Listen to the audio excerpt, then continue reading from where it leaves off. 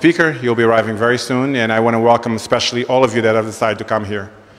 When we built this campus that we inaugurated somewhere in end of September, we had one dream, is that we would create a university that it was a place of teaching, but also a place of open debate, a place of openness, of freedom, where different points of view could be exchanged about the problems that are affecting our society. And so what we have here, and I'm very happy and humble that you've decided to come here to listen to someone with points of view about our society, and that you will be engaging in this debate and asking your questions. This is what universities should also be about. This is what the world needs in terms of openness, and we are very privileged at NOVA to have the honor of welcoming you and welcoming our speaker. Hello, thank you. I have a headset. Boa tarde a todos. Good evening to all. What we are seeing here today is nothing short of a miracle. Better still, two miracles. The first one is having so many people gathered here to listen to a thinker. Not a football player, mind you, not a rock star, but a thinker. And to see so many people eager to engage into some serious thinking fills me with joy and hope. I therefore thank Professor Jordan Peterson for his talks on YouTube, for his 12 rules, and for finding time to come here. Thank you, Professor Peterson, and thank you, Tammy Peterson, for all your help throughout. The other miracle is more down to earth. It's called teamwork. It was possible to make room for Professor Jordan Peterson in such short notice because two teams worked together around the clock. From Leia Group, I will name only two, our PR Susana Almeida and our marketing manager Maria Francis Souza. From Nova Executive Education, I will start with Luis Rodrigues, the head of Executive Education. And I will name also Professor Daniel Traça, Dean of Nova SBE, and Fundação Amélio de Melo, Professor of Leadership and President of the Scientific Council, Miguel Pinho Cunha, that will introduce the author shortly. And last but not the least, the Executive Education Marketing Manager, Mariana Coimbra. They were beyond great. They were amazing. I could and should thank many more. There's no time though. So I'll thank you instead. Thank you for coming, and have a good evening.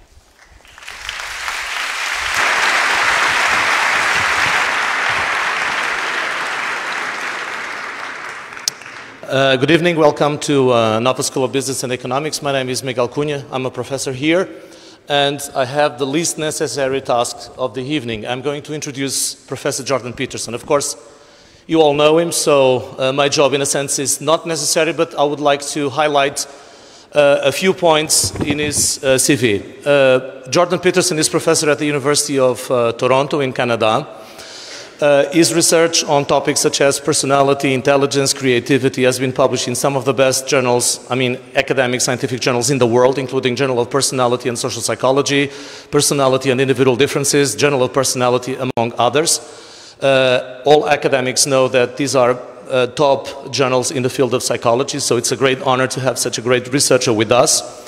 But as my colleagues already mentioned, he became known not only for his scientific work, but also for a number of other motives. For example, he wrote and published in 1999 his first book, Maps of Meaning, and more recently, and this is probably the reason why we are all here, 12 Rules for Life, which became an instant bestseller in the US, Canada, the UK, many other places, including, I suppose, Portugal. In 2013, he started recording his lectures and uploading them on YouTube, and he obtained a massive online following immediately, with more than 150 million views and over 1 million followers on Twitter. The numbers, of course, are very impressive. Let me conclude by saying that the response to this initiative was so surprising for us that it led to successive changes in room, and we ended up in the biggest space we have in the school. And the fact is that if the room was twice as big as this one, it would also be full, which was for us a big surprise. So welcome to Nova.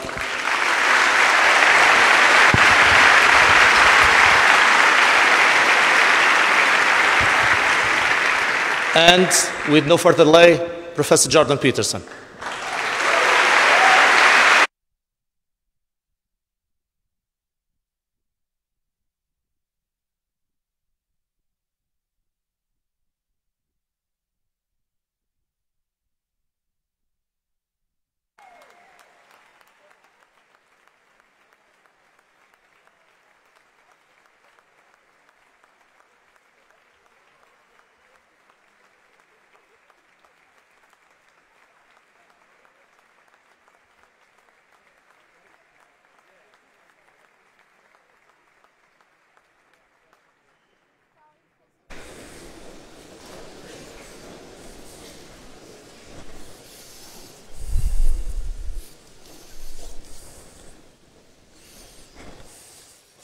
Well, thank you very much for that. So, I thought tonight that I would give you an overview of the conceptual geography behind 12 Rules for Life, but also behind my first book, Maps of Meaning.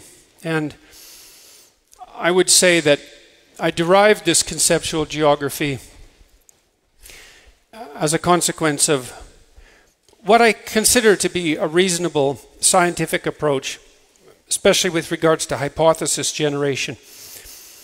There's this idea that was produced among psychologists concerned with measurement back in the 1950s with the relatively awkward name of multi-method, multi-trait construct validation.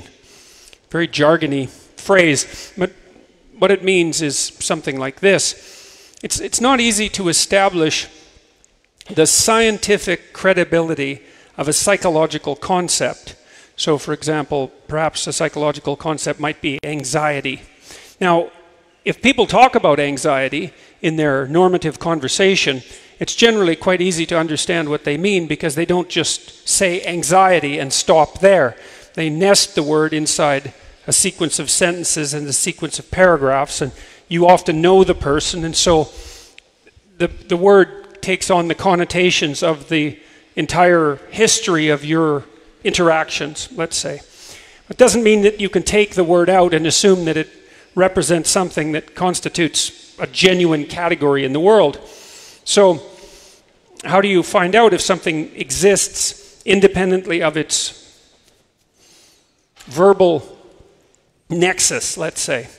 And the answer is, well, you try to measure it using multiple methods and then see if the methods converge. And so, for example, you might generate a number of phrases that you think are indicative of anxiety, self-report, generate a questionnaire. There's processes by which questionnaires can be validated. You might see if you can get reliable measures of anxiety from people, which means that the same people would produce the same results with the same measurement tool repeated times. And then you might want to see if that measure predicted behaviors that might be reasonably associated with anxiety, like avoidance of potentially frightening tasks. And you might do psychophysiological measurements, and you might do neurological measurements if you're sophisticated enough, and you might gather reports from other people, and then you have multiple sources of evidence, and then what you look for is convergence across the sets of evidence. And if you get convergence across those sets of evidence, then you have some reasonable grounds to believe that what you're looking at is real. Now, the other thing you have to do, that's convergent validation. The other thing you have to do is make sure that you're not just misnaming something else. So, for example, maybe it's not anxiety that you're measuring, maybe it's depression, because they're quite closely allied phenomena. And so then you have to show that this new thing that you measured is distinct from things that have already been measured in some important way that allows you to predict the world in a manner that's useful. And so you have to go through all of that in order to establish that what you've measured is a genuine, is the genuine article. And so that's been a well-established technique in psychometrics really for 50 years. just as a side note, there's a questionnaire that was developed at Berkeley that assesses white privilege, and it underwent none of that validation. And the people who constructed it had no idea that those validation processes even existed. And so many of the concepts that have emerged out of the postmodern world, let's say, exist as hypothetical entities, but there's been virtually no research done whatsoever to determine whether they're valid. In the case of microaggression, some of that work's been done, and there's no evidence for the construct validity of the concept. So in any case, when I wrote Maps of Meaning, I was trying to lay out a conceptual geography. And I derived my understanding of that conceptual geography from a number of different sources: philosophical sources, neuropsychological sources, human studies and animal studies. And of the two, the animal studies were by far the most reliable and valid. And most of what we know about brain function is actually a consequence of studies that have been done by animal experimentalists. For obvious reasons. It's much easier to do detailed studies of animals for any number of reasons. Then studies of psychoanalysis and literary analysis, and also a large body of clinical research. And so what I was looking for was patterns. If I could see a phenomenon at this level of analysis, and then at this level, and then at this level, and then at this level, and they all converged, then I assumed that there might be something there. And I was generally working contrary to the hypothesis, you know, not assuming that what I was looking for was there, but not assuming that what I thought was there, but assuming that it wasn't, and then trying to see if I could take it apart so that it would disappear, and if it wouldn't, then I would assume that it was valid. When I have my graduate students do their research, this is something really useful to know if you happen to be a budding psychological researcher. You have a data set and you'll subject it to statistical analysis. And statistical analysis is not, you can't take a data set and run it through an automated statistical process and have it spit out the results of your experiment. That's not how statistics works. It's an analytic technique, and it requires iterative thought, let's say. And the problem with that is that you can be enticed into finding what you want to find, especially if you've put a lot of work into it. You know, put a whole 2 years into an experiment and you run the statistical analysis. It's not like you're not powerfully motivated to find something that you can publish, because if you don't, well then you failed and maybe you don't graduate, and then you don't have a job, and then you starve to death on the street. And so you're powerfully motivated to find something of value, even if it's not there. And that's dangerous because, of course, then you contaminate the scientific literature, but you also might end up spending your whole career chasing something that never existed to begin with. And so that's a good thing to be terrified about, you know, because you don't want to spend your whole scientific career chasing something that doesn't exist. And so one of the things that I always recommend to my students is to do the analysis multiple ways and see if you can make it disappear. And if you can make it disappear, well then, you know, be skeptical. And then replicate. That's often useful as well if you can afford the time. It's dangerous because the probability that when you replicate your result will disappear is quite high, even if you found a valid result, because the results are often not very large, and so they tend to be unstable across data sets. In any case, I needed to start with that methodological observation. So here's the conceptual geography. So now what I think this is a description of how you think is structured, or maybe even more profoundly than that. I think it's a description of how it is that you perceive is structured. Now, here's one way of thinking about it. There is a lot of detail in the world, far more than you can possibly attend to, far more than you can possibly comprehend. And what you do when you're interacting with that world somehow is reduce all that detail to the point of your concentration, whatever that happens to be. At the moment, for the majority of you, you've reduced the complexity of this room to the set of gestures that I'm making and what I'm saying. And you're not attending to anything else. It's a very mysterious process because there's a tremendous amount that you could be attending to, not only right here in front of you now, but everything that could conceivably occupy your memory. And so if your attention lags, for example, while I'm talking, it's highly probable that other systems that are competing for your attention internally will pop up some other ideas, some fantasies, some tasks you've left undone, something that's obsessing you, and that will occupy the theater of your imagination. And so what you're doing is running the entire world through a reducing valve, really, as just like Henri Bergson suggested decades ago, and just like Aldous Huxley suggested when he wrote, for example, The Doors of Perception. And the idea that your consciousness is, in some sense, is a reducing valve, it's an awkward metaphor, but there's something about it that's very true, because you're bringing the world to a point, and the point is the point of your attention. And the point is what you point at and what you aim at, and it's also generally what you say, because you use words to describe things that you point at, vice versa. Because you use words to specify the world, right? And the world is full of aims, because you're active in it. And so, one way of thinking about that is that you really perceive reality as if it's a landscape. And there's a great book on that called An Ecological Approach to Visual Perception, which was a classic. It was written by a guy named J.J. Gibson back in the 1970s. I have a reading list on my website, jordanbpeterson.com, and that's one of the books. I don't agree with all of his conclusions, but, well, you never agree with all of a book's conclusions, but it's still a work of genius. And he basically made a strong case that what we see in the world aren't objects that we then attribute meaning to, but meanings directly. So, for example, imagine this stage was 10 feet high with that precipitous drop, and I walked forward to it, his hypothesis would be that what I would perceive was not a discontinuity, but a falling off place, right? So it's something with I would perceive the biological significance of the landscape directly. And it makes sense if you think about it from a biological perspective, because, it might be that you perceive the objective world and then add an overlay of meaning to it.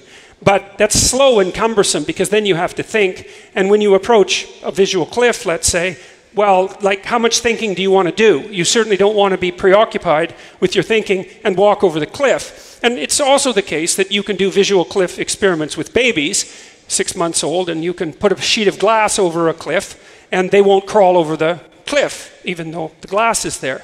And so they can directly perceive a falling off place, and they perceive that motivationally and emotionally before they even perceive it cognitively. And a lot of what you perceive in the world, you perceive directly with your motivational and emotional systems before you even perceive things consciously. And this is a deeper issue than you might even believe, because there are people, for example, who have a condition called blind sight, and people with blind sight say they can't see. They'll tell you that they can't see, but if you can play a game with them, you say, okay, well, you can't see. I'm going to lift up my hands one after the other, and I'll tell you when they're lifted up, and I want you to guess which hand I'm holding up. And they can guess with a surprising degree of accuracy, far above chance. And the reason for that is that your visual tracts don't only report to your conscious vision centers. So imagine that what you see out in the world, what exists out in the world, is a sequence of patterns. And some of those patterns persist, and some of those patterns we see as objects, and some of those patterns we see as falling off places or tools or obstacles, but they're patterns. Okay, and then that pattern is transformed into a pattern of light, and then that's transformed into a pattern of retinal activation, and that's transformed into a pattern of neural activation that transverses your optic nerve, and then it's distributed across your nervous system. Some of it maps right onto your spine. So there are visual reflexes that are spinal. So for example, if you're walking down, I saw this happen once, if you're walking down a pathway and you happen to catch a snake out of the corner of your eye, you'll jump up in the air. I was in California, and I was walking down a pathway by the ocean with a tall friend of mine. He was about 6'5", and his daughter, I don't remember how old she was about this tall, just about 6. And there was a rattlesnake by the side of really close to the side of the pathway. Now it was kind of torpid because it was cold, but she caught the snake out of the corner of her eyes, and she jumped right on top of her father's shoulders, which was really quite, just like a cat. You know, when you startle a cat, it was just pang, right on top. And we actually know something about the circuitry of that sort of thing. Joseph Ledoux, who's a very good neuroscientist, has pointed out that snake detection, for example, maps directly onto emotional and motor systems so that you jump in the air before you see the snake, because it takes like half a second to see and process the visual icon snake, and by that time, well, the snake's bitten you and you're dead. And so you've conserved the automatic preconceptual reflexes that enable you to react extraordinarily suddenly to certain ecologically prepared categories, snakes among them. Darwin actually experimented with that a little bit, you know, because he was interested in that sort of thing, and he used to go to the museum. I don't remember which one. It might have been the Albert and Victoria Museum, if that existed when Darwin was alive. It doesn't matter. There's a glass case there with a cobra in it, and if you put your face up close to the glass, it would strike. And Darwin tried to train himself not to react when the snake struck, and found that that was absolutely impossible. And, well, because all the people who were our ancestral figures who were able to train themselves to keep their face still in front of a striking cobra ended up not reproducing.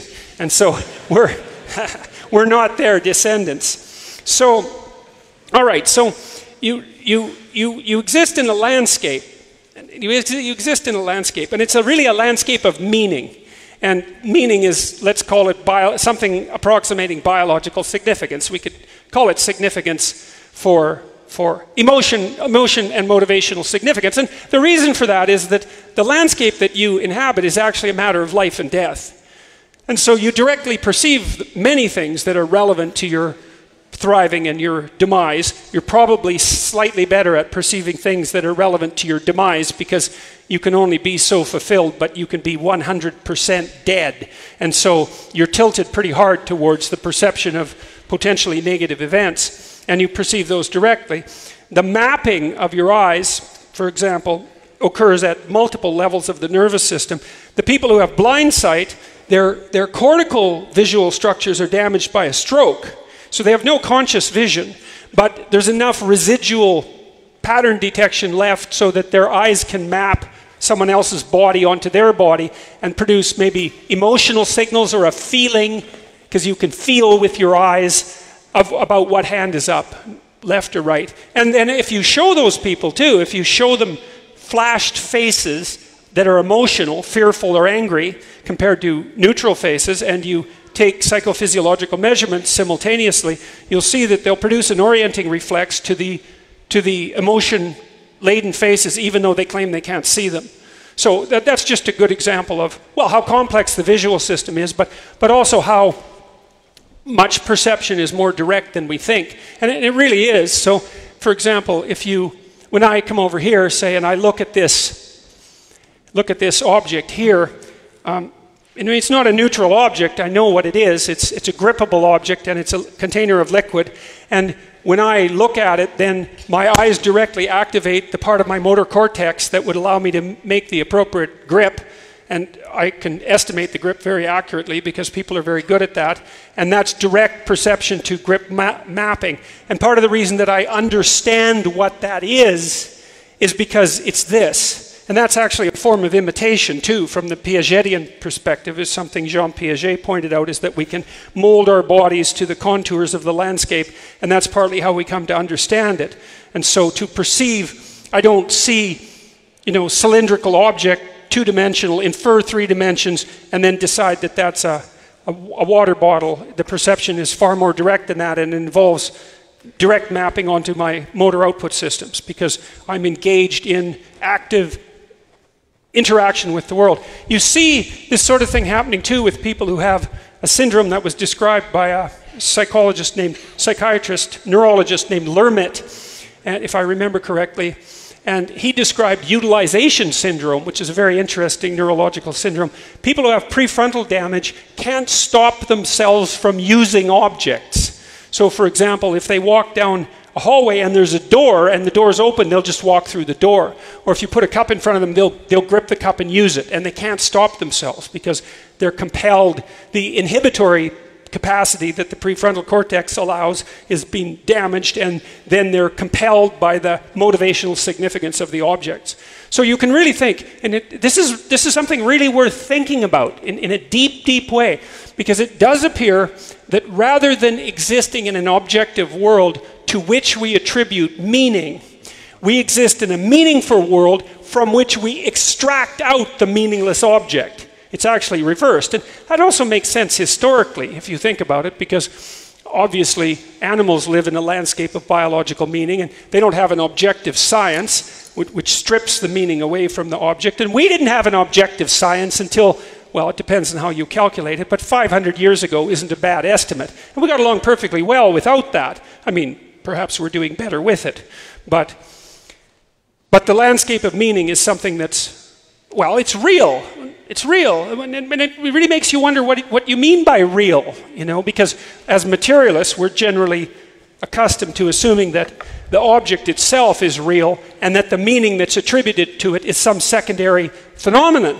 But, you know, it's a strange thing because your brain appears to be adapted to the landscape of meaning and not to the objective landscape where meaning is secondary. And I make that point to quite a great degree in Maps of Meaning, and less so in 12 Rules, but still mention it. So one of the geographical meta descriptions, I guess, that you can use to characterize the world is that it's made out of chaos and order. And chaos, roughly speaking, is what you don't expect, and order technically is where the things that you want to have happen when you do the things you should do. That's a really good, it's a complicated description, but you think about when you feel secure, okay?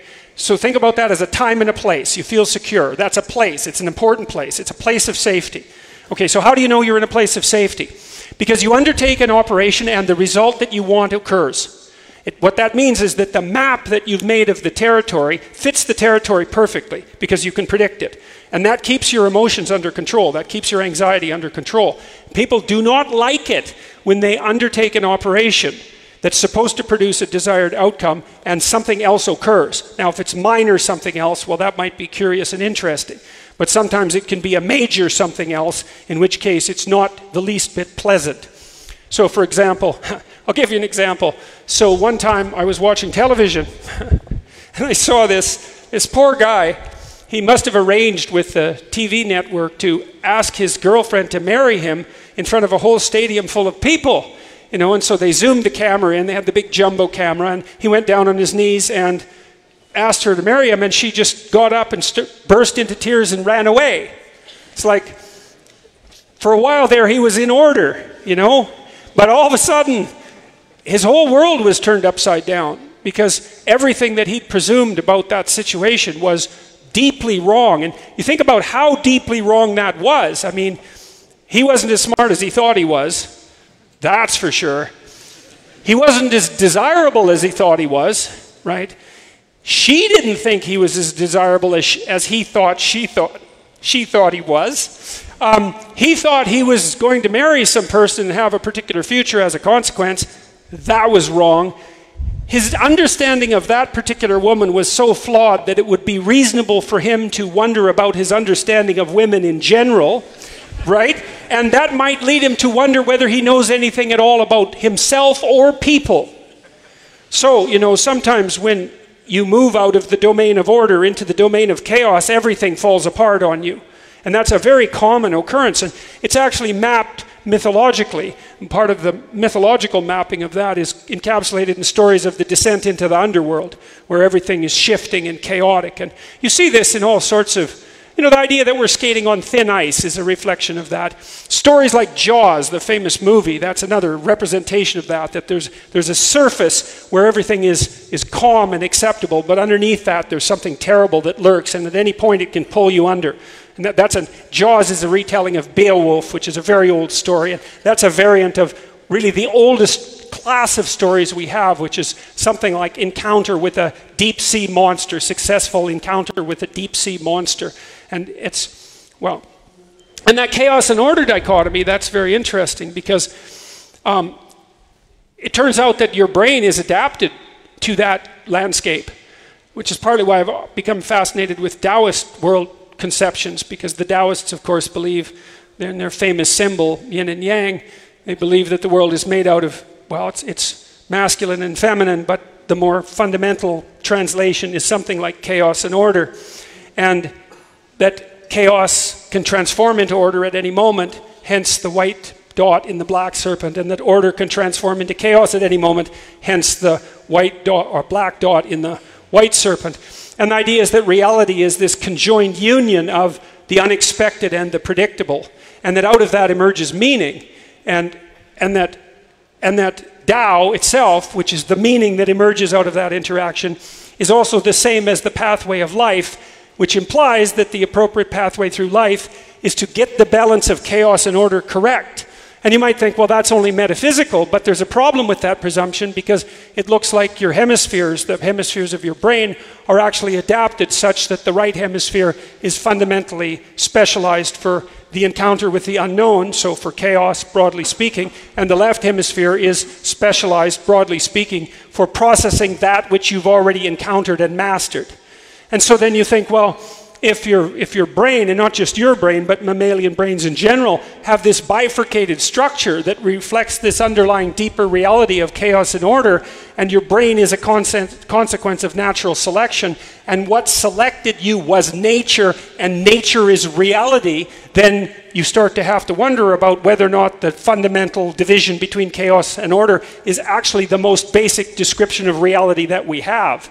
And I think that there's endless reason to believe that that's the case, that those are the highest order abstractions, and so in some sense they represent the most permanent elements of reality. And you can map that chaos-order dichotomy onto, very usefully, to sort of expand your understanding of it. You can think of chaos as unexplored territory, and you can think of order as explored territory. And explored territory, well, that's where animals are comfortable. Some of you might have owned cats.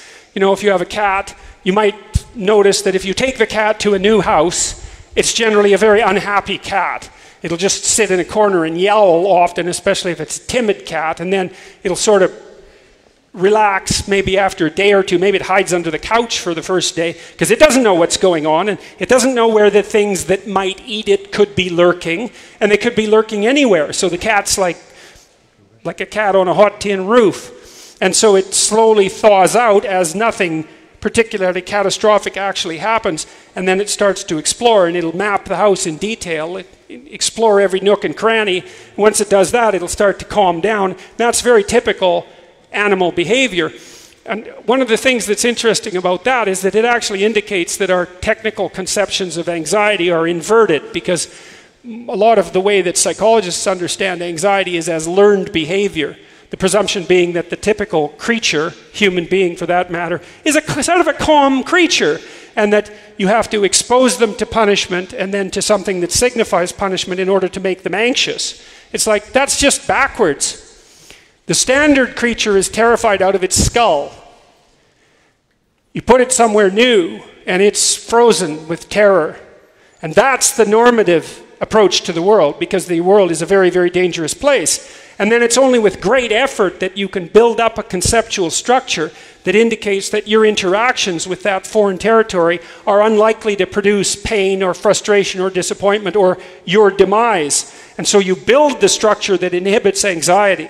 It's like anxiety is the norm, and the fact that you aren't all paralyzed with anxiety all the time is generally only an indication that you don't go places where you can't predict the outcome of your behavior. Right? We like to stay in those places, and that's actually an unbelievably useful observation, because if you want to understand, for example, why people are attached to their cultural constructs so deeply, all you have to do is understand that as long as you associate with people who have the same structural narrative that you do and are acting that out, then you can predict your interactions with them, and all that earth-shaking existential angst remains under control. And so any threat to the integrity of that group agreement, which is a kind of game in some sense, and not an arbitrary game, but a game, any threat to the structure of that is a threat to the match between your expectations and the world that keeps your negative emotions in check. And, you know, an excess of negative emotion, that's not just unpleasant. The chronic exposure to an excess of negative emotion ages and kills you, because what your body does when you confront chaos, when you confront the unexplored, especially when it happens accidentally, is put you into a state of emergency preparation. And that's very, very, very psychophysiologically demanding, right? Because let's say you don't know what's going to happen next. Maybe you walk down an alley and someone pulls a knife on you. You know, we tracked a bunch of people in Montreal with wearable psychophysiological monitoring devices, sometimes for days on end, and for an experiment that has nothing to do with what I'm telling you about. And one of them got robbed at gunpoint. And so we had the psychophysiological recording, and his heart rate was elevated above 148 beats a minute for 48 hours. Right, well, I can tell you another story that's sort of like that. If you take rats and you put them in a naturalistic environment so that they can go about their rat business, raising their family and, you know, interacting with their peers, they have a complex social life, and you have part of the environment a place where they used to feed, used to feeding safely, so they get accustomed to that, right? And usually in the dark, because rats are afraid of light like we're afraid of dark. And then you put the odor of a cat out there where they're accustomed to feeding, or a cat itself. Then the first rat that encounters the cat will do exactly what you would do if you saw a predator that was about the size of a Tyrannosaurus Rex in relationship to you.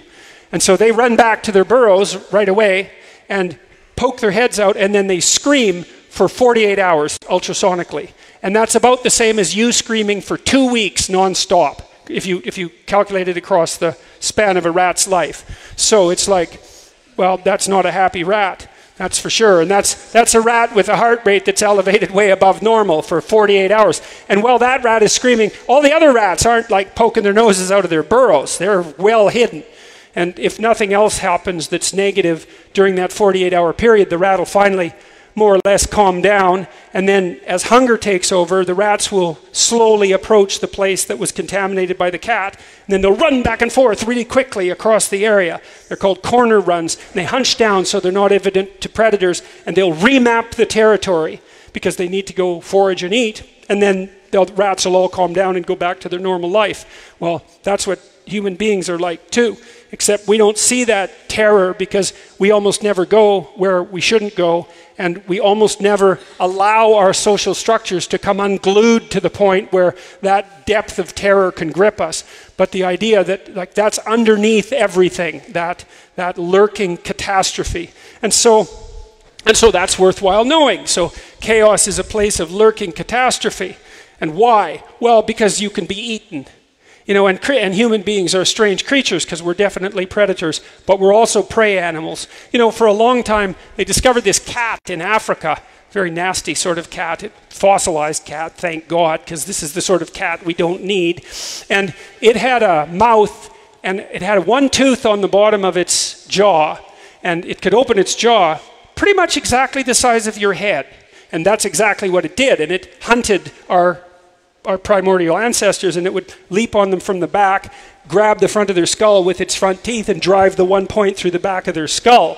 And so like that was life on the primordial plane, you know, and that's not exactly pleasant. And so the idea that if you go out beyond the confines of your explored territory, that something predatory is likely to seize you is very deeply embedded in our psyche.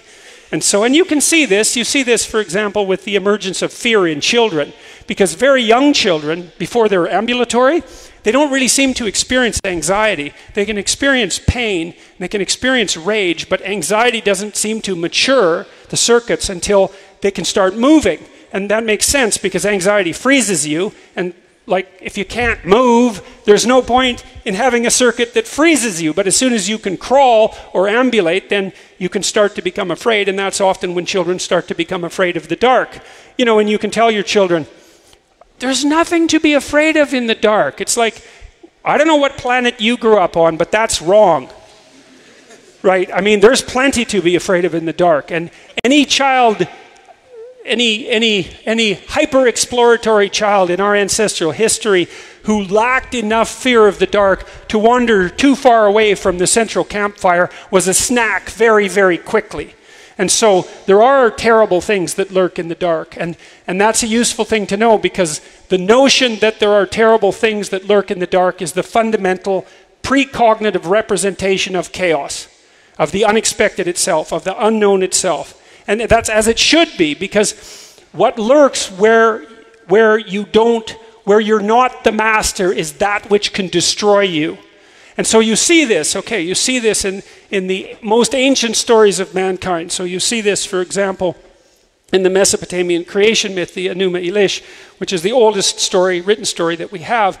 There's an idea that reality itself emerges from the domain of a primordial monster. It's like, well, what's that domain? Well, the primordial monster lurks everywhere. I read a great book on dragons a while back, because the dragon symbolism is distributed worldwide. And the person who wrote this book, and unfortunately I can't remember the name of the book, had this hypothesis, which I liked quite a lot, that the image of a dragon was actually the image of predator. You know, we think, well, there's no such thing as a dragon. There's a child's book by that name, by the way, which I did a lecture on. There's no such thing as a dragon. Well, okay, fair enough. What about predator? Is there such a thing as predator? And the answer is, well, obviously. Okay, well, a crocodile is a predator and so is a lion. How are they the same? A crocodile is a lizard and a lion is a mammal. It's like, well, you don't care because predators eat you.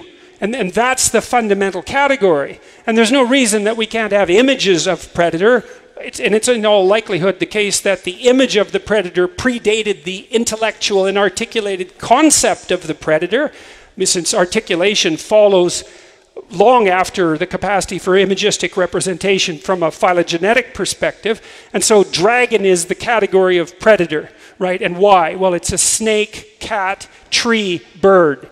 And it also involves the capacity to generate fire. Well, what do you have for the class of great predators, for arboreal dwelling primate predecessors of human beings? Predatory birds, predatory cats, snakes, with whom we co-evolved, by the way. The evidence for that is quite clear. And then fire, and the fire can be an enemy in two sorts. One is, it's not a bad way of representing the bite of a poisonous snake, right? Something that can spit fire. And it's also not a bad way of representing fire, which if you happen to live in trees or even on the veldt is going to be a constant and mortal danger. Okay, so that's the dragon. You say, well, what's the fundamental representation of the chaos out of which order emerges? It's something like, well, it's the place of the predator. And that makes perfect sense. That's how you should treat it.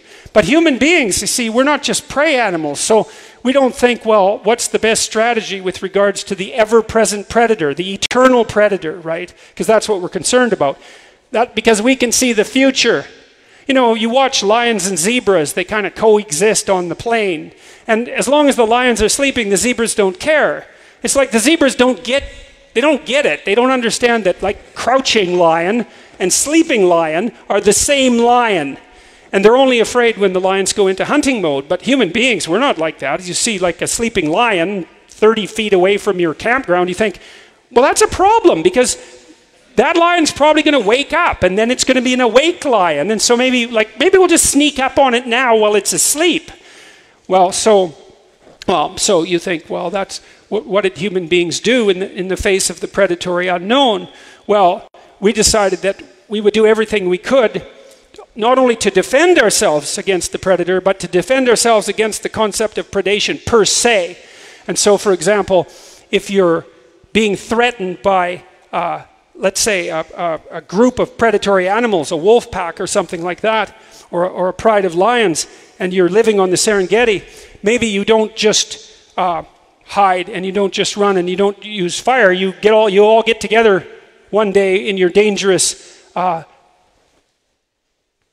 veldt ape manner with your sticks and your spears, and you think, now we're going to take all those lions out, right? All of them. And we're going to go hunt.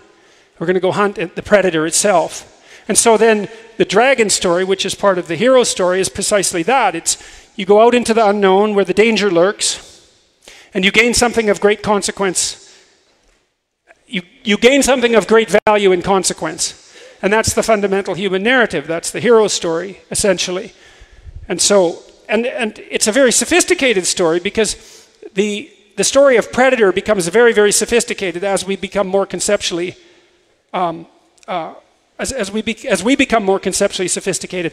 Because the original predator might be animal, but the secondary predator might be foreigner, because there's no shortage of tribal warfare among our predecessors and even among us for that matter. And so there's the human predator, and that might be the other, and that's why it's very easy to demonize the other, because you can easily throw the other into the category of serpentine predator, right? And that's demonization for all intents and purposes.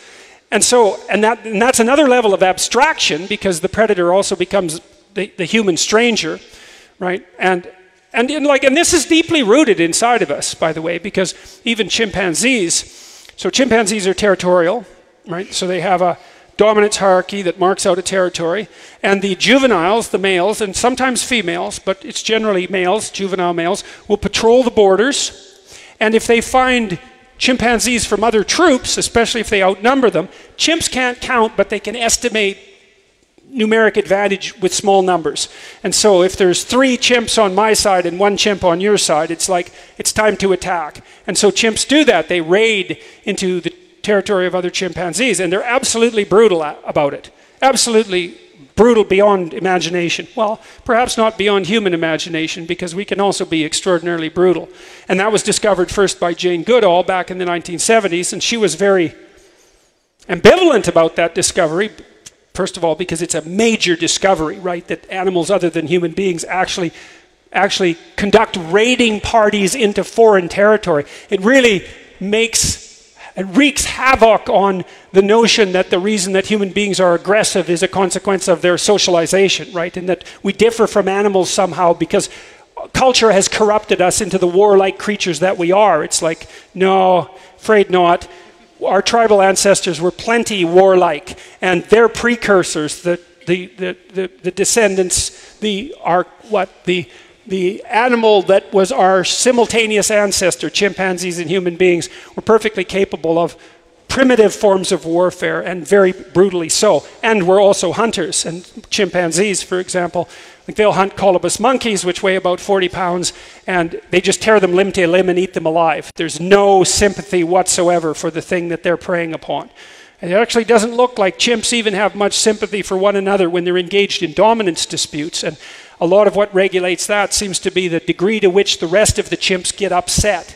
So, you know, and it's hard to tell how much of that's also true of human beings. You know, if you and I are having a fight in public, let's say, we don't know how much aggression might manifest itself. It could be up to the point of bloody murder and mayhem, and even worse than that. If we're around other people, the probability is very high that they're going to break it up, because it agitates everyone else. And so it begs the question of how much the regulation of our own intrinsic emotion is actually a consequence of our embeddedness within a social community. It might be all of it. You know, I read The Rape of Nanking, which I wouldn't recommend lightly, and it's an absolutely brutal book, and the woman who wrote it eventually committed suicide, and that's one good indication of exactly how brutal the book is. And it described what happened when the Japanese invaded China just prior to World War II. And in Nanking, there were basically brutality contests, and the people who were the most inventive at being the most brutal were the ones that everyone imitated. And so the notion that there was some intrinsic limit on the expression of human aggression certainly seems to be belied by the sorts of things that you saw in places like Nanking. So, you know, superego be damned. It's hard to tell how much we're civilized because we stay around other people who constantly remind us to be civilized. And so now I think there's a bit more to it than that, but I wouldn't get too optimistic on that front. Anyways, the fundamental story, well, is a landscape of meaning. It's chaos and order. And in the chaos, there's something that's predatory, but it's also something predatory that holds great value. And so that's why, for example, in the classic stories, the subterranean predator, the dragon, let's say, hoards something of value. Gold sometimes, virgins sometimes. It's a very strange preoccupation for a gigantic, eternal, scaly reptile. But one of the things that we might point out immediately is that it's highly probable that those of your male ancestors that were particularly successful at attracting mates were pretty good at keeping the predators away from the women and the children. So, and it shouldn't take much imagination to draw the link between that imagistic representation and that actual reality. You know, and human beings we're pretty good with clubs, and we're pretty good with our fists, and we're pretty good with spears, and we can really throw things, and we're good with bows, and we can fight viciously in groups, and we can take down things that are a lot bigger than we are. And that was carefully selected for over a very long period of time. And so the person who can engage in successful confrontation with the predator is likely to be a highly valued social being, partly among men, because I think this is how it worked during our evolutionary landscape. Women are sexually selective, hey? That's a very interesting thing about human females, because chimpanzee females are not.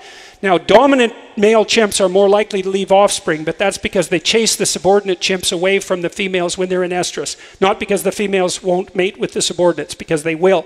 But human females aren't like that. They're very, very sexually selective.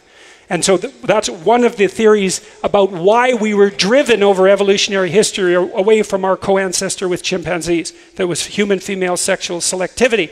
And some of the evidence of that is that you have twice as many female ancestors as male ancestors. So the average probability of the reproductive success of a woman is twice that of a man. And that's female sexual selectivity. And so sexual selection is a major driving force in shaping who we are. And the consequence of that is a tremendous amount of rejection of men by women. But the consequence of that is, well, who we are. But it's more complicated than that. And I've been thinking about that a lot, because women are sexually selective in a very interesting way. If you look cross-culturally at female mate choice, what you see is that women tend to mate across and up hierarchies of competence or authority or power or socioeconomic status. Depends on how you define all that. But imagine that there's a hierarchy of men. There's a corresponding hierarchy of women. The women are attracted across and up, whereas the men are attracted across and down. And that seems true cross-culturally, by the way, although it's attenuated to some degree in more egalitarian countries. Now, in egalitarian countries, the personality differences between men and women actually get bigger.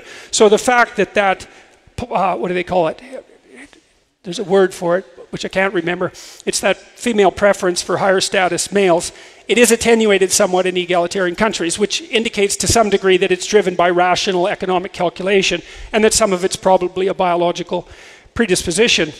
But the male role in that is also extraordinarily interesting, because what males do is organize themselves into hierarchies. Now, females do too, but I'm going to leave that aside for the moment. Males organize themselves into hierarchies, and they vote up the male who's most competent to head the hierarchy. So now we're going to talk a little bit about hierarchies and their political significance. So you have this background of chaos, and chaos is symbolized, let's say, by the existence of the terrible possibility of predation and destruction, but also the promise that holds, that exploring that domain can bring something of great value. And so that's partly terror of the unknown, but also partly intense curiosity about what lies beyond the frontier. And both of those characterize human beings. And a lot of what motivates us is the tension between that apprehension and that excitement. And there are different neurochemical systems that mediate that. The dopaminergic system, which is the primary source of incentive reward, drives exploratory behavior. And the anxiety system, which basically runs on GABA, is the inhibitory system for exploration. And the exploration system is very old, by the way. It's not a cortical system. It's a deep subcortical system. It's actually hypothalamic. So exploration looks older than anxiety. It looks like it might even be older than pain. It's as old as hunger and thirst. It's a very primary motivation, as is defensive aggression. And fear regulates those, and for good reason. So, our basic psychological strategy is to be attracted by that which lies beyond the bounds of explored territory, and to approach the edge with apprehension, and then to play with extending what we understand into the unknown. And that's part of the pattern of the hero. Now, part of the way that we do that is collectively. So we're going to talk about hierarchies for a minute. So there's an idea that's very current in the West right now, which is a very bad idea, and it's a very weak idea, that the best way to characterize Western hierarchical structures is as patriarchal structures, first of all, and as tyrannically patriarchal structures. And two conclusions flow from that. One is that hierarchical structures are somehow undesirable intrinsically, that they're predicated on power, and that that power is fundamentally an expression of male tyranny. And so I want to take all that apart because it's fundamentally nonsense. It's actually the misapplication of a symbolic way of representing the world. And I'll get to that. So imagine this is we have problems. That's easy to imagine. Hunger is a problem, thirst is a problem, the need for shelter is a problem, the fact of scarce resources is a problem. We can all agree, because problems cause suffering, that we should do something about the fact that there are problems. And generally speaking, we can come to some consensual agreement about what the problems are, especially if we're all hungry, and we can come to some consensual agreement about what the solution might be. So if we're tribal and we're all hungry, hey, it might be time to send out a gathering expedition or to go on a hunt. And so let's say the men decide to go on a hunt and the women decide to go on a gathering expedition, which seems to be the standard distribution of sexual typed behavior under such circumstances. And so the men go on a hunt. Now, you got to organize yourself if you're going to hunt. You can't just do it chaotically. I mean, even lions organize themselves. So you're hungry. It's like, so who's going to lead the hunt? Well, if you don't want to die, then the person who's going to lead the hunt is going to be the best hunter. And one of you is going to be the best hunter out of 20. Or maybe, you know, maybe there's a fight between two of you for the best hunter. I don't care. Because of the way that talent is distributed in the population, you're going to have a small minority of people in your group, whatever that group is, who are outstandingly good at one particular thing. And if you have any sense, then what you do is you organize your hierarchy so the person who has the highest level of competence is at the forefront of the hierarchy, and everyone else follows in line.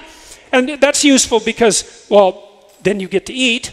But it's also useful because you get to watch the person who's the best, and with any luck, you get to learn how they're the best. Even if you're a lowly 13-year-old male and you're on your first hunt, you can at least shut the hell up and follow along and imitate and watch, and maybe you have some possibility of, at some point, ascending the hierarchy, assuming that everything goes well. So because we can imitate, it's not so bad that there's a hierarchy. And if you're going to organize social structures to pursue important goals, then you're inevitably going to produce a hierarchy. And the reason for that is that talent is unequally distributed.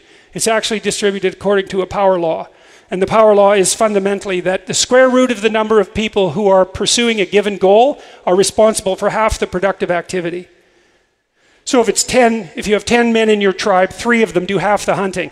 If you have 100 men in your tribe, then 10 of them do half the hunting. And if you have 1,000, then 30 of them do half the hunting. And it doesn't matter what you're hunting for.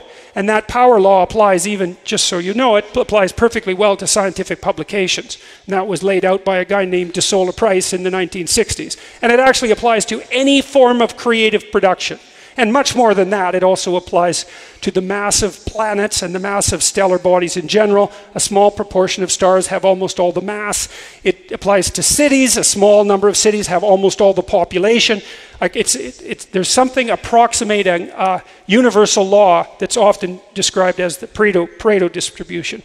And the consequence of the Pareto distribution, the unequal distribution of talent, is the inevitable construction of hierarchies. And the reason you construct them is, well, you want to organize yourself collectively to attain a valued goal. Now, what that means is that men are inclined in their hierarchies to allow the men who are best at whatever it is that's being pursued to occupy the top hierarchical positions. And the consequence of that is that they get the mating opportunities. And you think, well, that's a hell of a price for men to pay. And it certainly is, but it's probably better than starving to death. And then it also might be the case that, you know, it's not just hunting and eating that's going to preoccupy you, or tracking. It's also warfare. And so if you're going to war with another tribe, and you're going to do plenty of that if you live in an archaic society, because your chance of dying from homicide or intertribal warfare is unbelievably high compared to modern societies, is you're going to organize yourself behind the best leader. And the reason for that is, how about you don't want your enemies to kill all of you and take everything you have, because that's a very likely consequence of defeat. And so maybe you're willing to accept temporary subordinate status, even though to the winner go the spoils, because, well, it's a lot better than the alternative. And so it looks like human sexual selection is actually driven by two interesting factors simultaneously. One is the proclivity of men to rank each other in hierarchical competitions so that certain men rise to the top, and then the tendency of women to peel from the top.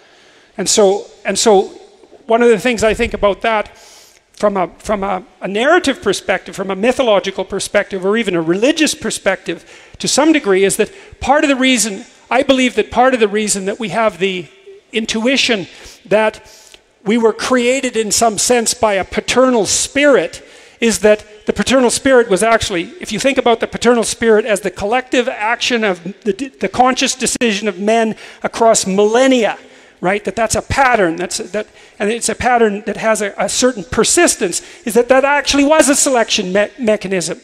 And so I'm not precisely making a metaphysical claim, because there might be a metaphysical correspondence between the idea of the creative patriarchal spirit and some metaphysical reality. But you can make a strong biological case for the construction of human beings as a consequence of the action of the patriarchal spirit across millennia.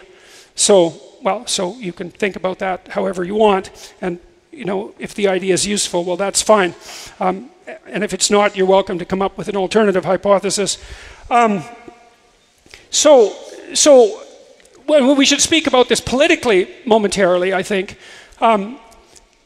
So let's assume for a moment that we do need to create hierarchies, and for the reasons I laid out, we have complex problems, they need to be solved, we have to organize ourselves, we want to put the competent people in charge of the hierarchy because the price is too high if we don't. So then we have a solution. The solution to the chaotic landscape is the construction of a hierarchy. It's like a pyramidal structure on the desert in some sense, right? And that's our solution. Organize ourselves into hierarchies of competence, keep the catastrophic forces of nature at bay. That's human social construction. All right, fine. Now we have a solution. The problem is that like all solutions, the solution of the hierarchy generates problems. And people knew that there was a problem with the hierarchy very, very long ago. They knew that the Egyptians, particularly the ancient Egyptians, they had a god, Osiris, who was the embodiment of the hierarchy. And Osiris had a variety of characteristics. So one of them was that he was a great hero when he was young. He was the establisher of the Egyptian state. But he got old and archaic and willfully blind. They insisted upon that, willful blindness. And he had an evil brother, Set. The word Set is transformed by the Egyptian Copts, the Christian Copts eventually, into the word Satan, just so you know. So Set is the evil brother of the king. And then the king always has an evil brother. It's a mythological trope. Just like there's a positive aspect to nature and a negative aspect, there's a positive aspect to the social world and a negative aspect. And the positive aspect can always be thrown over by the negative aspect. And the Egyptians, in their creation story, dramatized the idea that Set was always conspiring to overthrow Osiris, to cut him into pieces, to distribute his body across the kingdom, and that Osiris participated in that implicitly by remaining willfully blind. He could have known about the nature of his evil brother, but he chose not to. And that's a staggering discovery. So from so many thousands of years ago, for people to have understood that the spirit of a hierarchical structure is threatened by, well, Mircea Eliade laid this out quite nicely, by the fact that things deteriorate of their own accord across time. So if you put forward a solution to a problem, and you just don't change it for long enough, the solution will no longer work, because the landscape changes, right? So you have to adjust the damn solution to keep up with the changing landscape, or the solution drifts away from the landscape and becomes anachronistic, rigid, and malfunctioning of its own accord. Any of you who have businesses know this perfectly well. And it happens very rapidly in capitalist environments because, for example, the typical Fortune 500 company only lasts 30 years. Because you create something that works, but then the environment shifts on you, and you can't adjust the structure fast enough to keep up, and so the thing falls into pieces. And maybe then it's reborn as a set of smaller companies, or maybe people move on to other adventures, but, well, that's exactly what happened in Egypt. And the reason was, well, two reasons identified by Eliade. One was things fall apart of their own accord. And the second is that the process by which things degenerated is sped by the willful blindness of individuals. Is sped up by the willful blindness of individuals. Brilliant. It's part of the conceptualization of something like sin. It's like your structure is going to fall apart. It's inevitable. How do you make sure it doesn't? You bloody well pay attention and keep it updated. You watch for when it deviates. You look for what's threatening it, and you take action at the appropriate time. Osiris failed to do that, so Set overcomes him, chops him into pieces, and spreads him out through the Egyptian community across the country. And so you can't kill him because he's a god, but chopping him up in pieces, it's a good start. And that means things fall apart, and they fall apart because of the spirit of willful blindness maintaining its blindness in relationship to malevolence.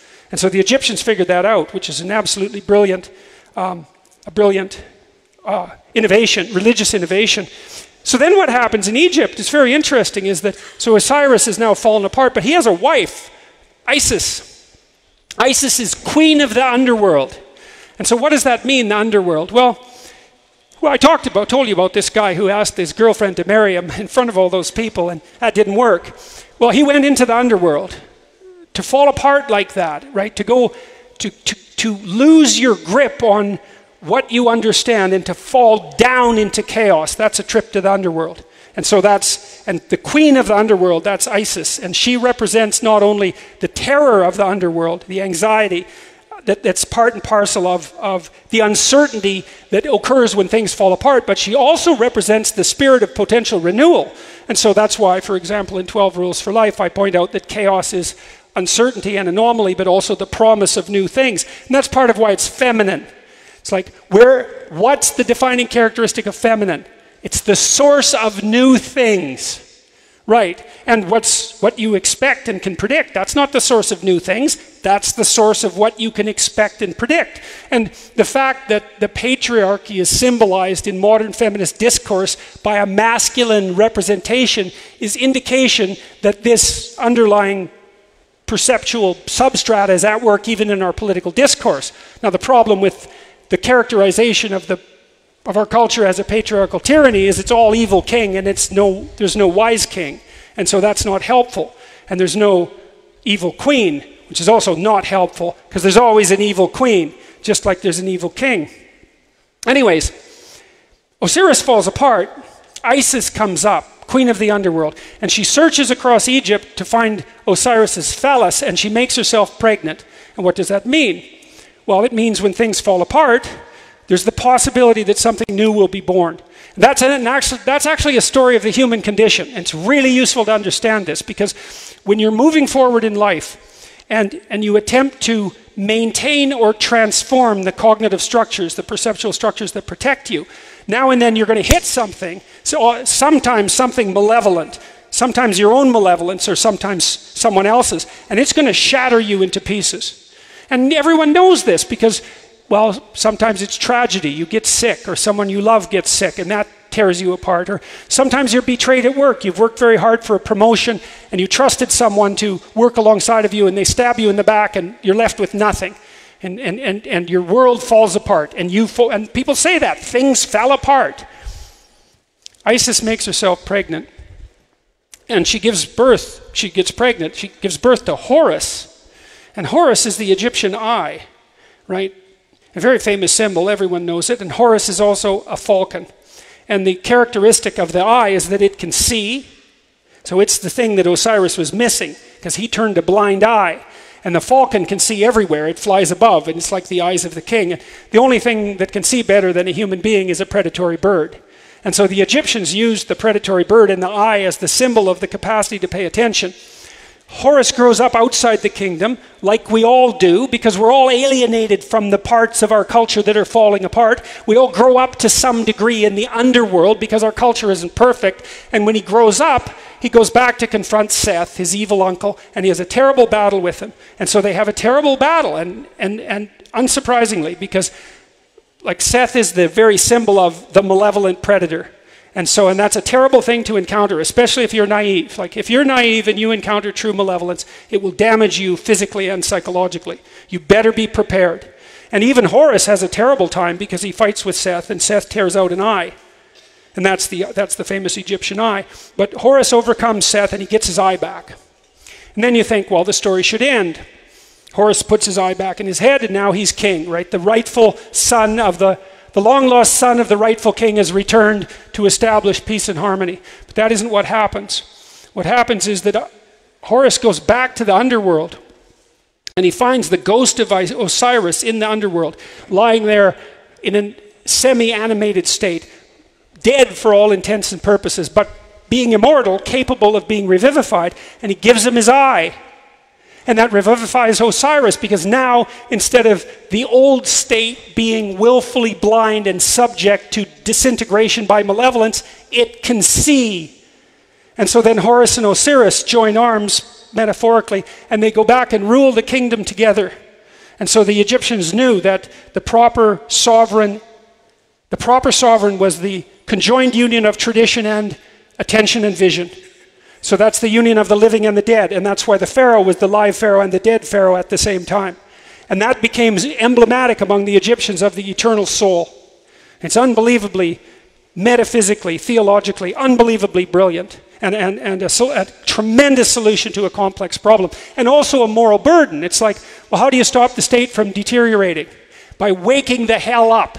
And by seeing what's in front of your face, and by confronting malevolence when it manifests itself in its nascent form. And one of the things I learned from studying totalitarianism, which I studied for a very long time, on the right and on the left, because I didn't really care where it came from, I just cared that it existed, is that, well, how did totalitarian states gain their hold and then move people towards the conduct of terrible atrocity?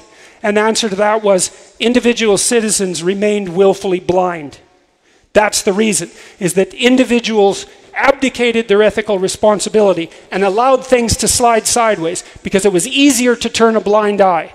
They lost their power of speech. They sacrificed that. That's the eternal logos, if you think about it from a mythological perspective. And they were not willing to see what was in front of them.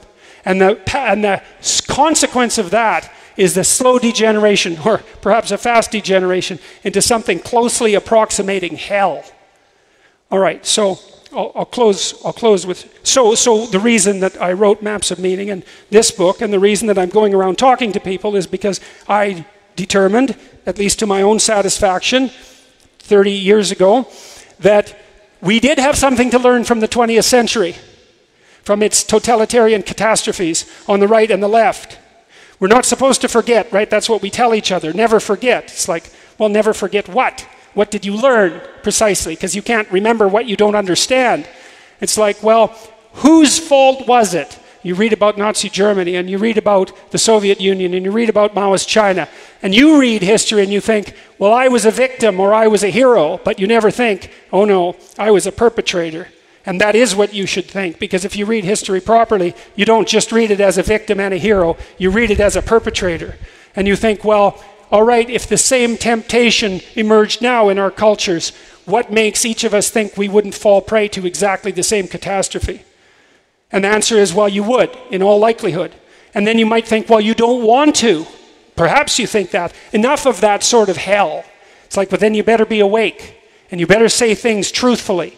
Because if you're asleep and you turn a blind eye and you say things that are false, then that's what beckons, and that's on you. And so I've been lecturing around the world. I've been going to talk to people around the world saying, well, what I've said to you tonight and more, I mean, that some of the fundamental element of life is suffering, and it's contaminated by malevolence. And we need a deep meaning in order to be able to withstand that without having it corrupt us, because life is very difficult and bitter.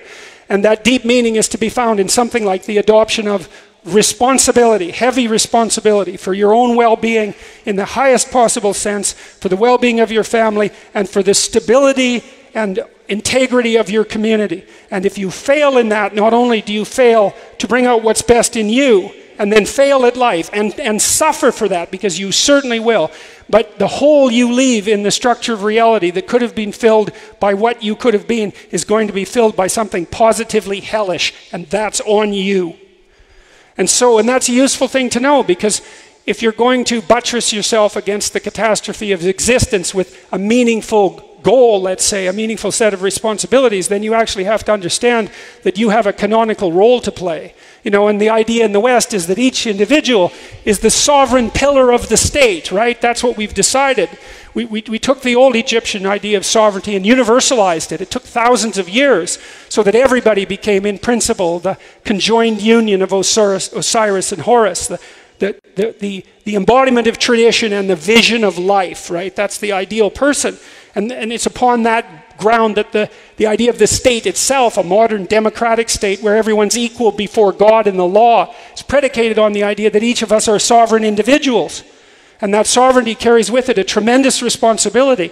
And what's remarkable about that responsibility is that bearing that voluntarily is exactly the same thing as finding the most meaningful thing you can possibly do in life. And that sustains you psychologically against the suffering. But it also puts the world together. Because it works, like if you take on that responsibility. It's not just psychological. If you're there for yourself, you can put your life together. And there can be a lot less foolish suffering and malevolence associated with your conduct. And then if you can get your act together in some reasonable manner, then maybe you become someone that your family can rely on. Right? And then there's more people you can carry. That's a definition of strength. You know, we have this idea that the tyrannical patriarchy is only predicated on power, and that power is associated in some fundamental manner with the arbitrary exercise of tyrannical constraint. It's complete nonsense. Functional hierarchies are predicated on their ability to encapsulate and to utilize genuine strength. And genuine strength is the ability for you to rely on yourself and for other people to rely on you as well. And that's way more powerful than any casual utilization of tyrannical power. Those sorts of organizations are neither stable nor productive, as we know if we look at how dictators comport themselves around the world. And so the idea that our hierarchical structures, when they're healthy, are predicated on power is absolute bloody rubbish, and it's unbelievably dangerous. It's an offshoot of a particularly toxic form of resentful Marxism, and it's time for us to abandon that as a particularly bad theory, as it is a particularly bad theory, is that functional hierarchies are predicated on the integrity of the individual, and an individual with integrity is not only reliable for themselves and their extended self across time, which is a complicated thing, but they're capable of bearing many people along with them, and maybe the entire community. And you think, well, are we capable of doing that? And well, the basic answer to that is something like, well, what's the alternative? Perhaps we're not capable of doing that because it's a hell of a burden, period, and it's something to take on voluntarily. But the alternative, as far as I can tell, if you abdicate your responsibility, is that terrible things happen. And so that's the burden that's placed at your feet if you are, in fact, the sovereign entity upon which the state rests. It's like it's truly on you. You think, well, my life has no meaning. It's like, well, you're not looking very hard for the meaning, you know, and maybe you're avoiding it because of its weight. You say, well, we should pursue happiness. That's an idea. Or we should pursue self-esteem or some transient idiocy of that sort. It's like, that's not going to sustain you through the storms of life. By no possible act of fate can you be sustained through tragedy and catastrophe by happiness. Obviously not. But you can be sustained by deep meaning, and you can find deep meaning in responsibility. And so you take that responsibility on as much as you possibly can, and then you stumble uphill with it. And that stabilizes the hierarchies and keeps them healthy as long as you're alert. And then that keeps the catastrophes at bay. And that makes everything stack up properly. And so that's why in the West, you see, we figured this out a long time ago, over many thousands of years. We've been concentrating on the notion that the fundamental unit of redemption is the individual.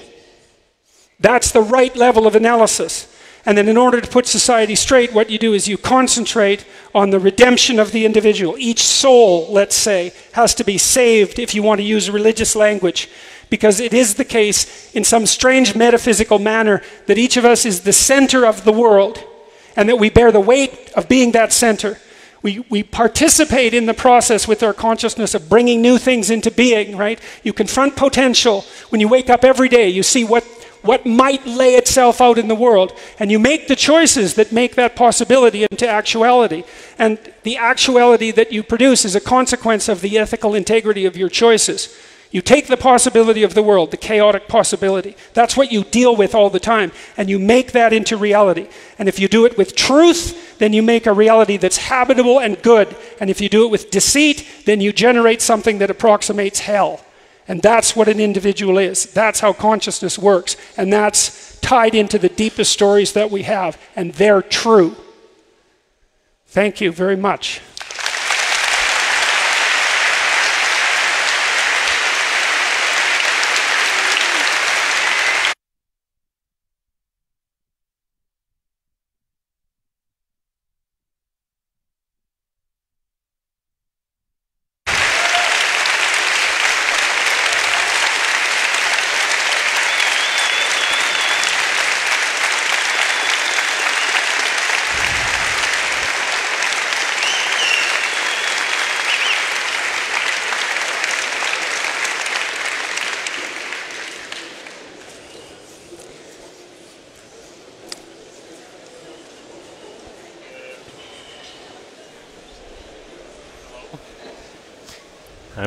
I'm waiting for the, okay. Thank you, everybody. As you know, people were gathering questions, and Professor Jordan Peterson will answer now. I would need a chair here so I can sit next to you, and to be sitting here next. So if you can bring me a chair, anybody from the organization, so we can sit together here. Thank you. Shall we sit up front? Yeah, okay. I'll take that. That's okay. Let's put it up front so that we can be close to people. Yeah. You want some more water? Oh, yeah. So,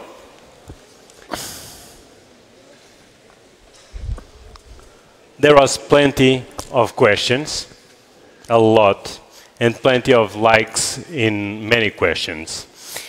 Now, I asked the professor if he wanted to see the questions beforehand, and the professor never sees the questions.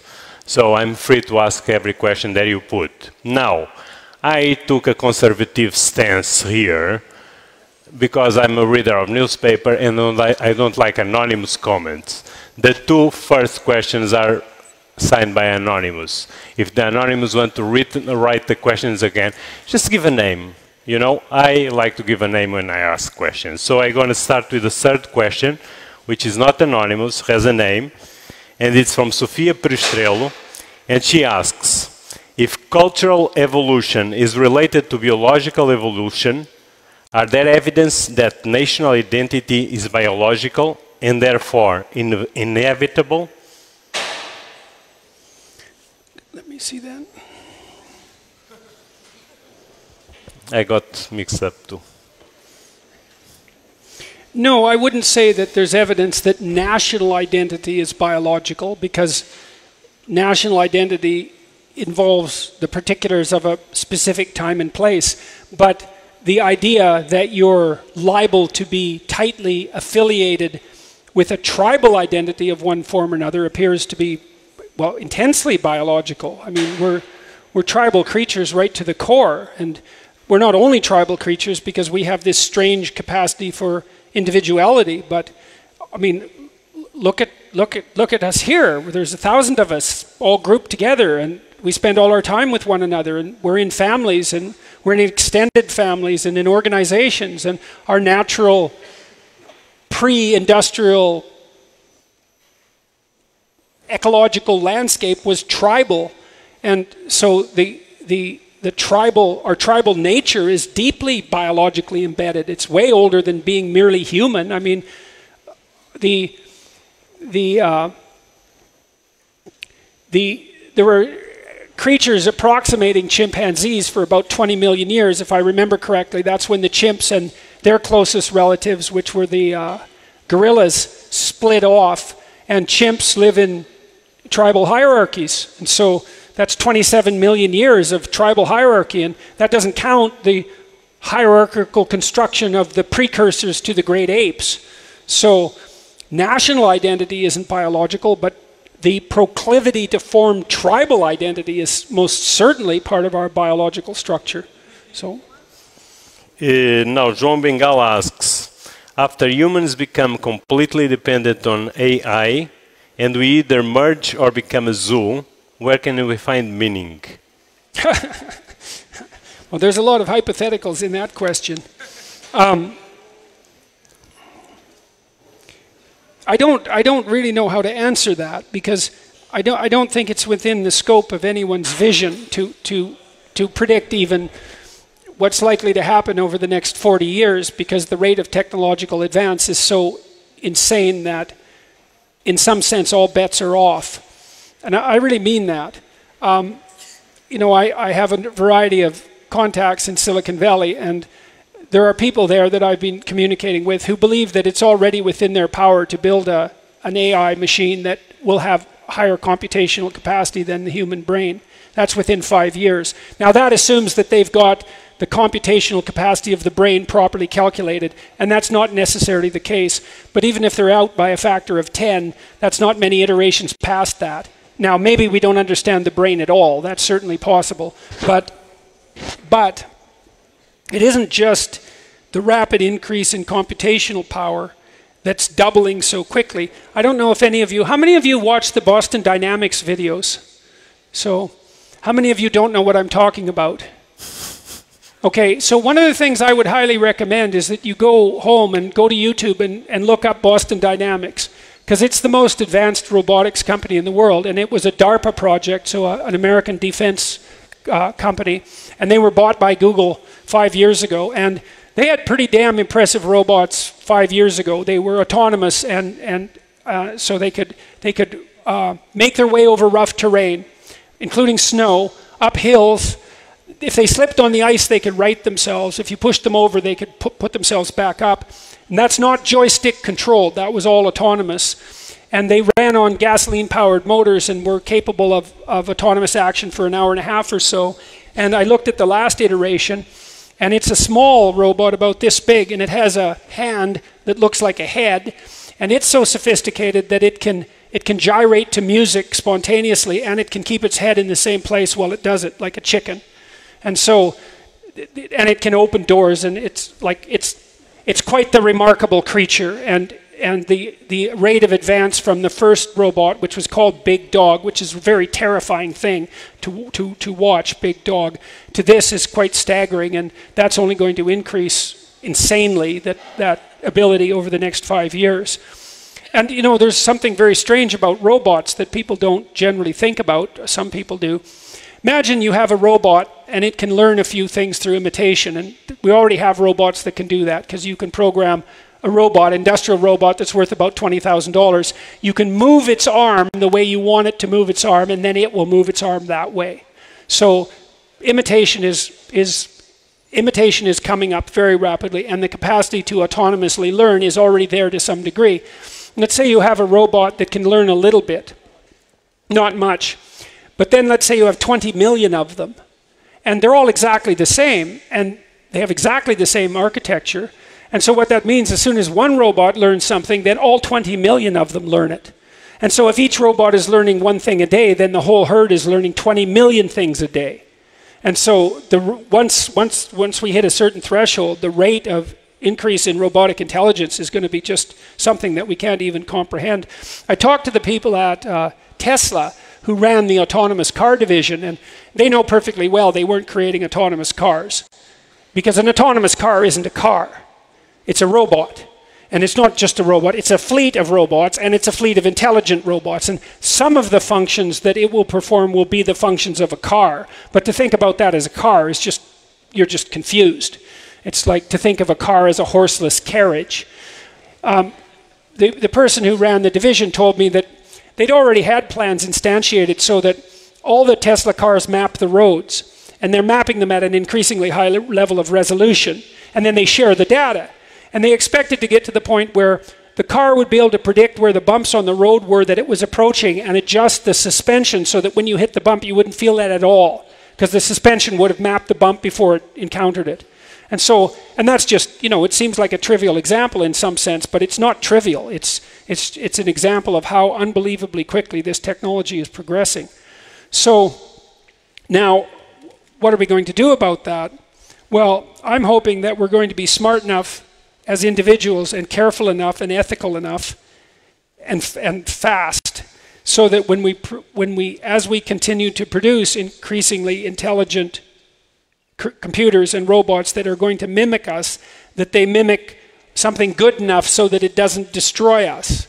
And so a lot of that's going to depend on the ethical integrity of the people who are working on these advanced systems. And it's not like the people who are working on those systems, at least some of them don't understand that, because they do. And they also understand the tremendous danger that this poses. So what we're going to do when that all emerges, that's anybody's guess. But hopefully we'll be wise enough to manage it with a certain degree of wisdom. We better. And that's another thing, I guess, I can close the answer to that, is that, we're entering an era of exponential transformation. And I would say a lot of the evidence suggests that that's a good thing. So I would say on balance, the world is much better than it was 50 years ago. And why? Well, China is thriving. That wasn't true 50 years ago. India has a middle class that's larger than the middle class of the United States. The average person in the world is now middle class. We halved world poverty, absolute world poverty, between the year 2000 and the year 2012. It was the fastest rate of economic increase ever recorded by a large margin, right?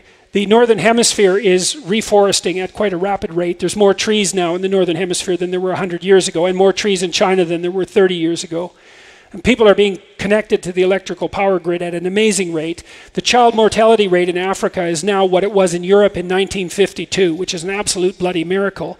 The fastest growing economies in the world are in sub-Saharan Africa. Like on the macroeconomic front, there's a tremendous number of incredibly positive things happening. And I think that it's within our capacity in the next 20 years to, well, even the UN predicts that at current rates of economic growth in developing countries, there won't be anybody in the world at the current level of privation by UN standards, which is $1.90 a day. There won't be anyone living at that level in the world by the year 2030, which is like, it's 12 years away. It's absolutely miraculous that that has occurred. And I think that there's a reasonable shot of eradicating the 5 major transmissible diseases, and people like Bill Gates are working very hard on that with a certain degree of success.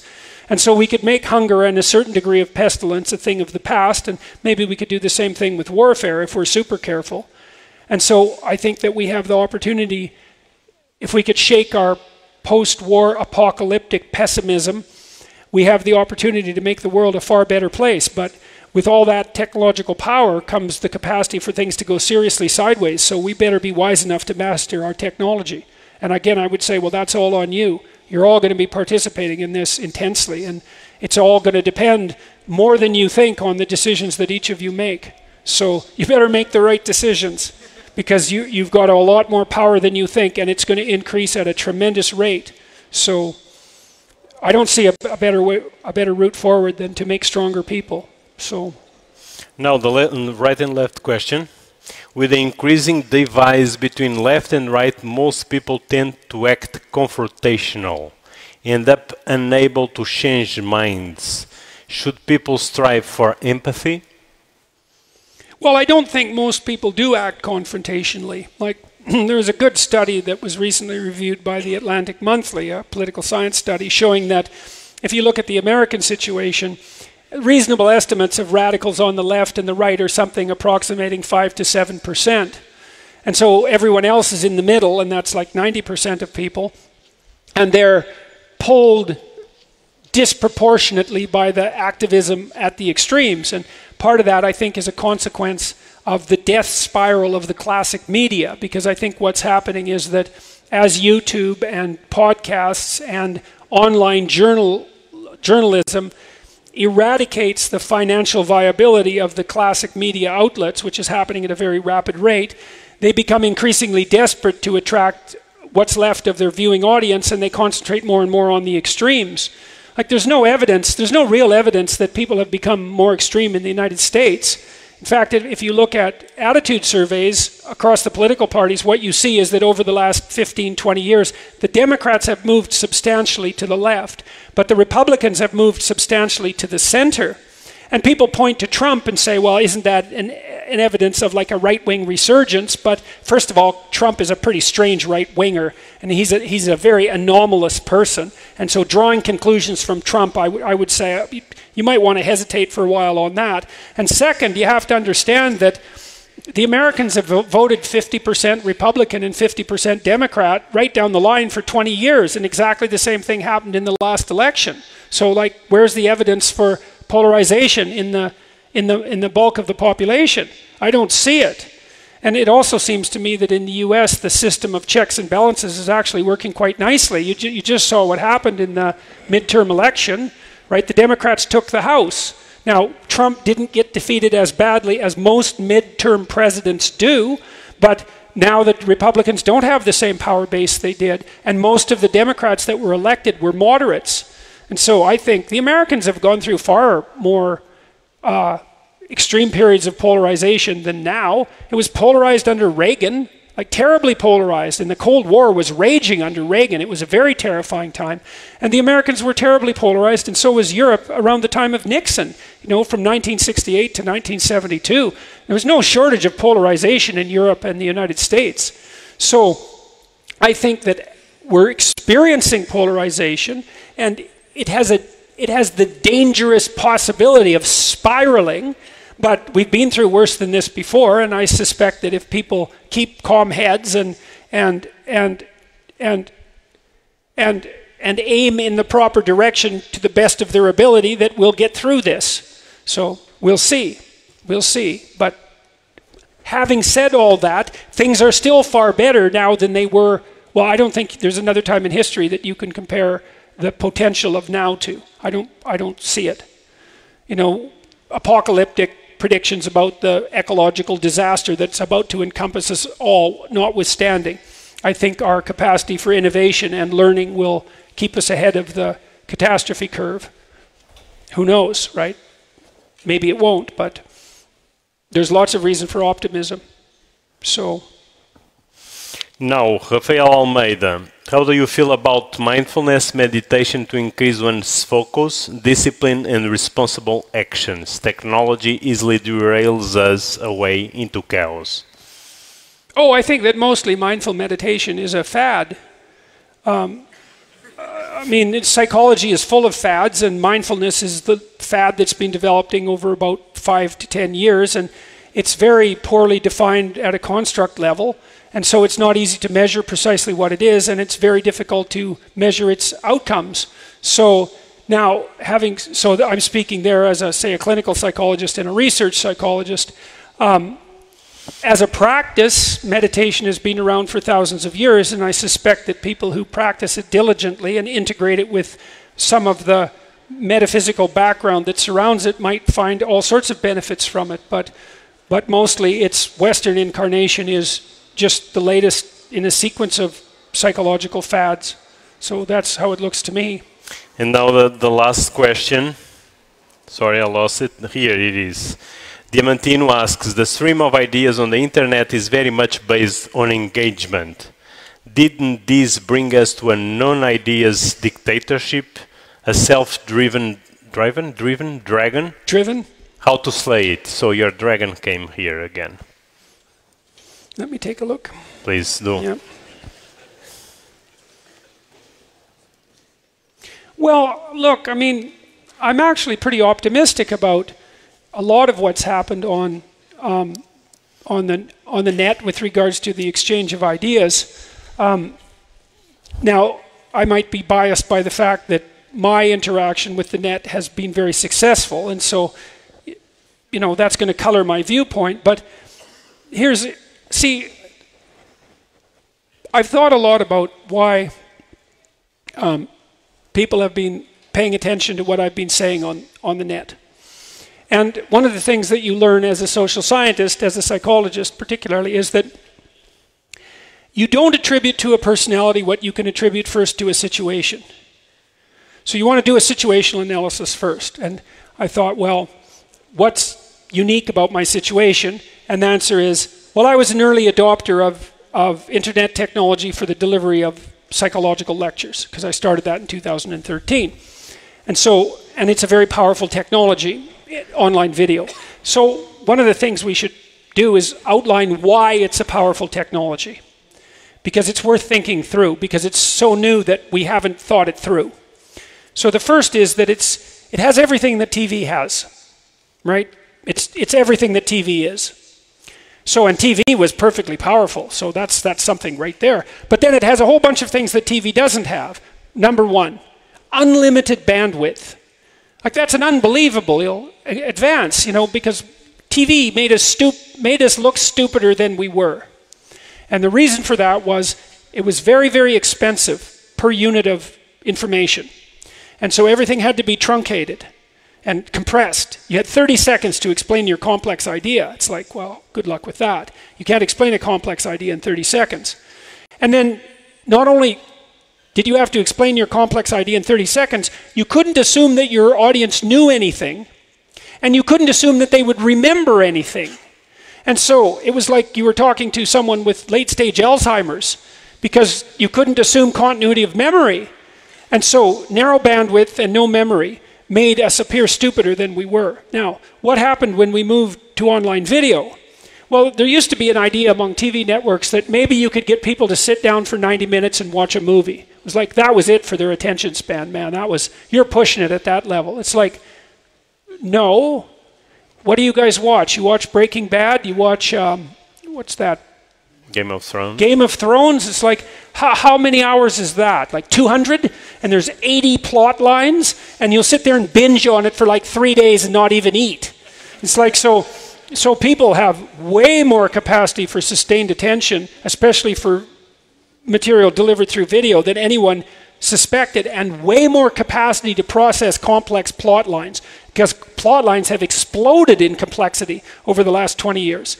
So online video delivery actually turns out to be very, very sophisticated. So that's the next advantage, no bandwidth limitations. So you can put forward very complex ideas, and then it turns out there's a market for them.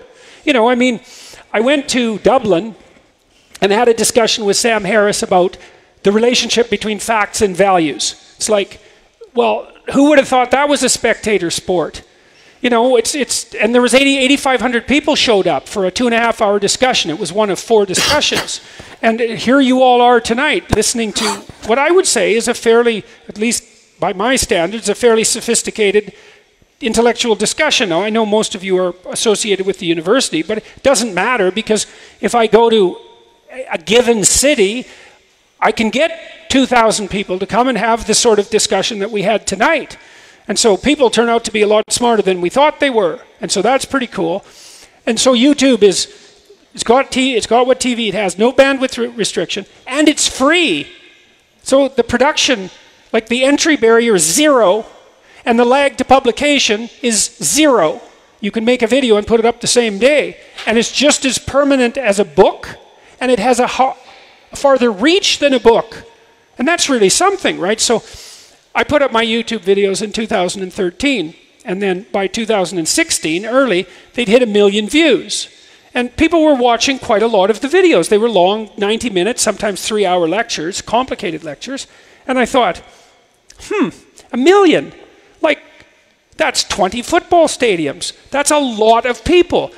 If you sell 1 million books, it's like, that never happens, right? That happens to 1 in 100 authors once every 10 years. It's unbelievably rare. You never get 1 million citations on your damn paper, that's for sure. And so, what do you make of 1 million? And I thought, well, what is this YouTube exactly? What is this thing that we're playing with that people put up cute cat videos on? And that, you know, that young people are using for cheap entertainment. It's like, oh, I see, it's the Gutenberg Revolution. But it's bigger, because maybe more people can watch than can read.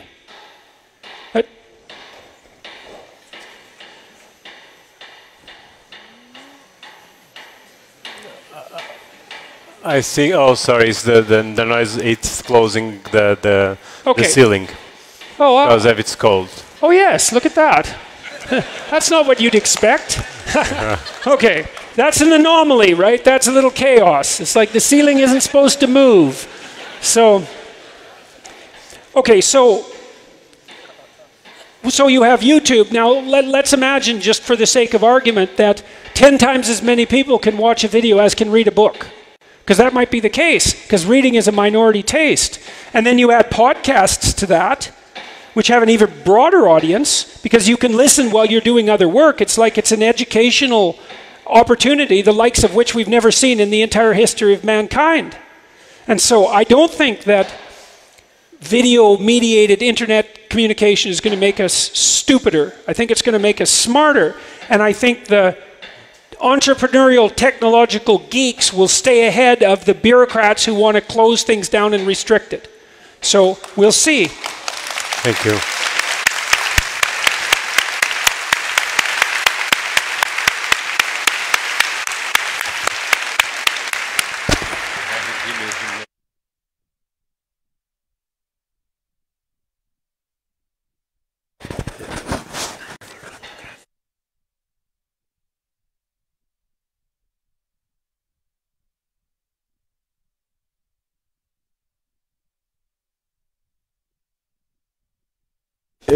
Sorry, we are negotiating here.